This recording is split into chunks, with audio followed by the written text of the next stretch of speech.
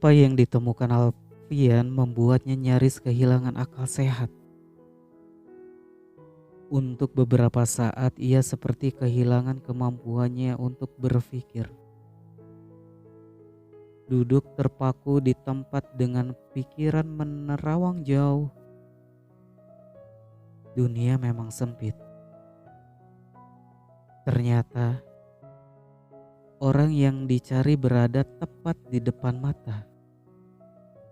Alfian benar-benar tak pernah menyangka bahwa ibunya Aileen adalah wanita yang telah bekerja di rumahnya sebagai ERT selama beberapa tahun belakangan ini.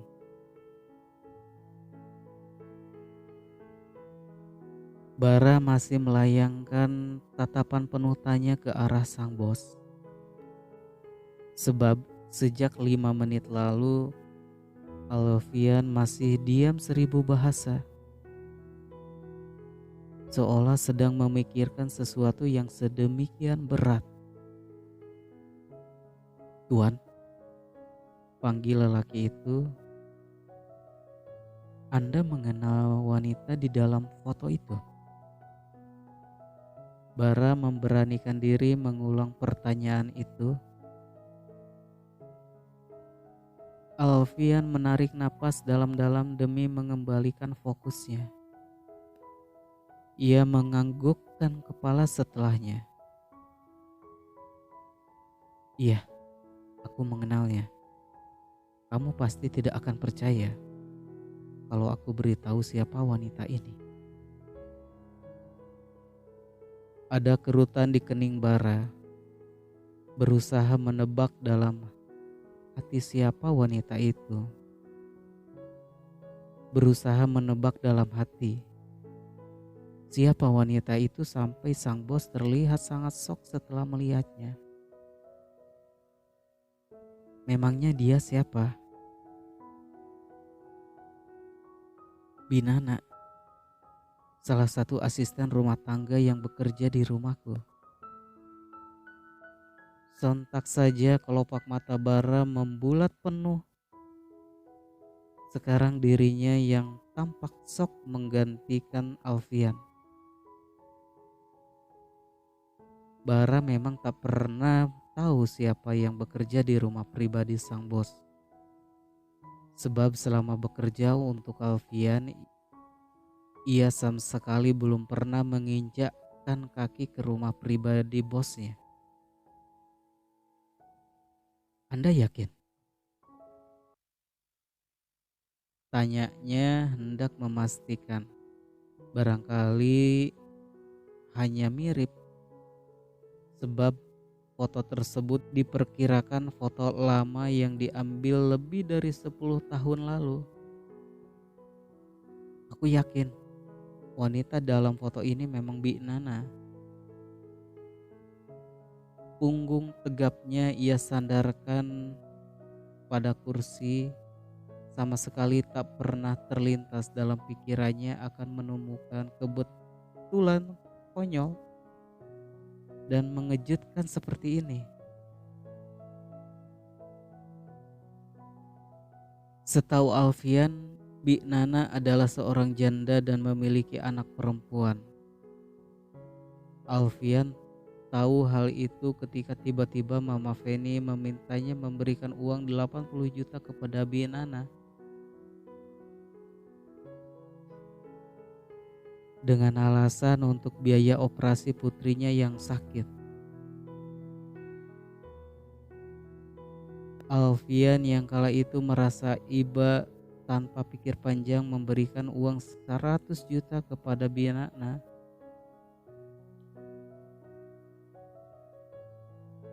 Tetapi kejadian ini berlangsung belum lama ini. Bahkan jauh setelah Alfian membeli Aileen seharga 1 miliar. Lalu uang 1 miliar itu dikemanakan? Alfian seperti yang sedang berada dalam sebuah labirin yang tak memiliki jalan keluar. Namun di titik ini ia sadar bahwa Bi Nana telah berbohong tentang anaknya. yang sakit. Karena menurut informasi yang ditemukan Bara sebelumnya, Aileen tinggal seorang diri tanpa keluarga.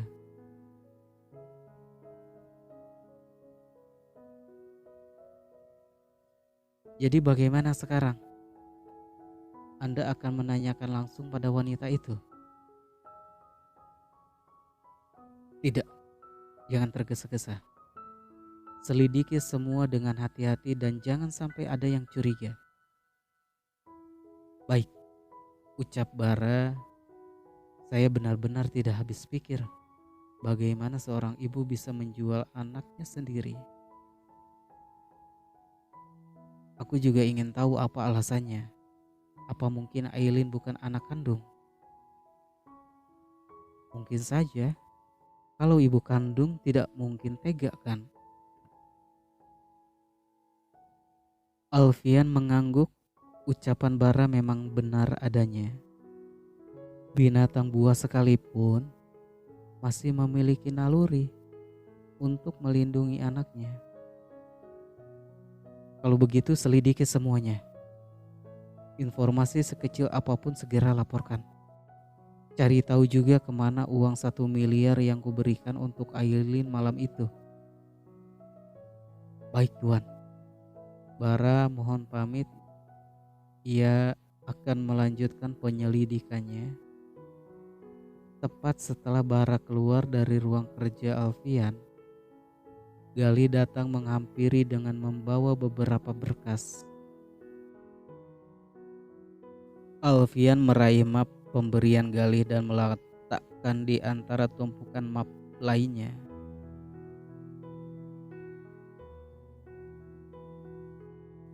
Bisakah kamu siapkan kamar bayi di apartemenku? Aileen dan anakku akan tinggal di sana setelah keluar dari rumah sakit. Bola mata Gali melotot setelah mendengar perintah itu. Maksudnya Aileen juga akan tinggal di apartemenmu? Tanyanya hendak memastikan. Barangkali saja tadi telinganya sedang atau salah dengar. Iya, jawab Alfian cepat. Kenapa reaksimu berlebihan begitu? Tidak, aku hanya terkejut. Soalnya semalam kamu seolah berkata mau anaknya saja. Apa sekarang kamu berubah pikiran dan mau ibunya juga? Pertanyaan itu membuat Alfian berdecak kesal. Kenapa pertanyaanmu banyak sekali? Gali terkekeh. Semalam Alfian memang memborong hampir semua seisi toko. Box bayi, ayunan, mainan lengkap. Ia hanya membawa perlengkapan yang akan digunakan selama di rumah sakit. Sisanya masih disimpan di toko. Kenapa kamu tiba-tiba berubah pikiran? Apa sesuatu terjadi? Alfian mengangguk. Ia mulai bercerita tentang temuan Bara tadi. Bahwa ternyata Aileen adalah anak binana. Galih pun menunjukkan reaksi yang sama terkejutnya dengan Alfian. Ya, siapapun tidak akan pernah menyangka. Kamu yakin Bara tidak salah memberi informasi? Tanya Gali. Memangnya sejak kapan Bara bisa salah informasi? Gali membenarkan ucapan Alfian dengan anggukan kepala. Bisa digorok Tante Feni dan Oma. Kalau kamu ketahuan memilih anak pembantu yang bekerja di rumah kalian sendiri. Gali menjeda ucapannya dengan hela nafas. Apa ini artinya kamu akan bertanggung jawab dan menikahi Aileen?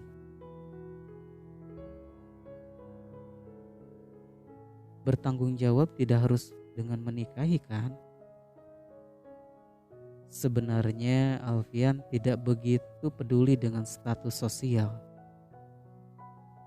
Tetapi sebagai pewaris Darmawan Group, tentu saja Mama dan Oma akan mencarikan wanita yang bagus bibit, bobot dan bebetnya.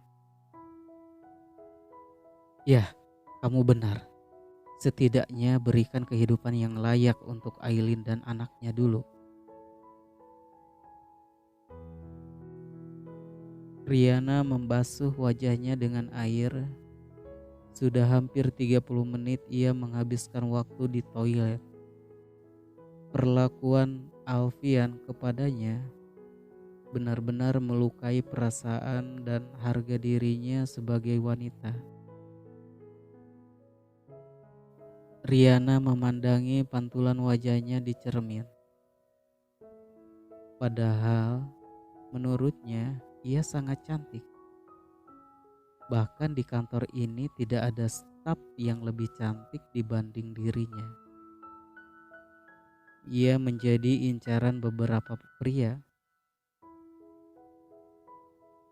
Seharusnya dengan modal kecantikan ini ia bisa mendapatkan Alfian seperti cerita di novel-novel ketika sang bos jatuh cinta dengan sekretaris yang cantik.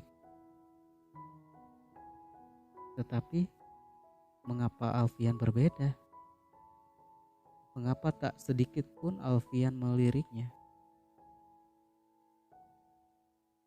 Riana masih terperangkap dalam sakit hati ketika mendengar suara cekikikan beberapa wanita sang yang baru saja masuk ke toilet. Kasihan sekali si Riana itu. Padahal selama ini dia sudah bercita-cita jadi nyonya bos, tapi akhirnya gagal.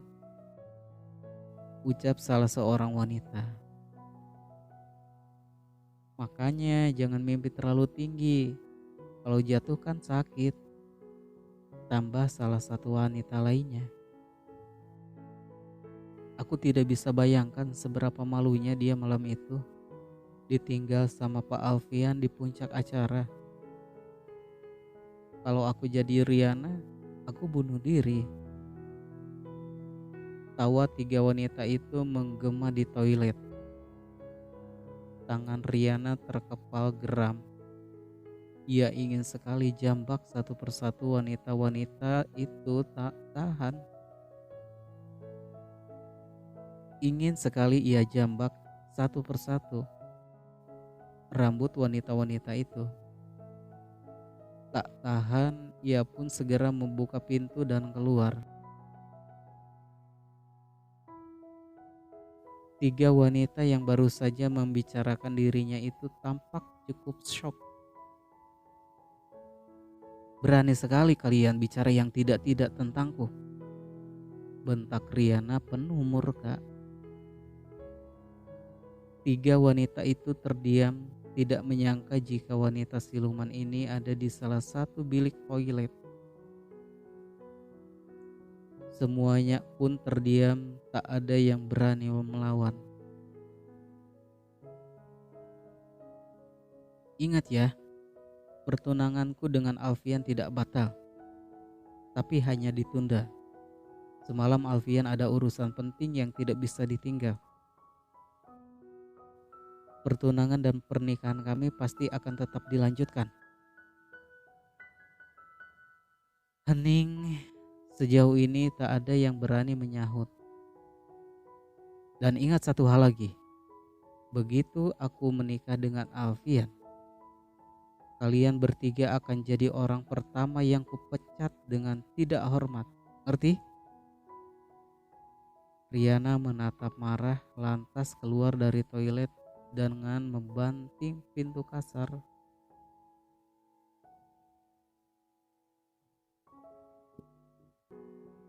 Aileen menatap seorang perawat wanita yang sedang memeriksa kondisi tubuhnya.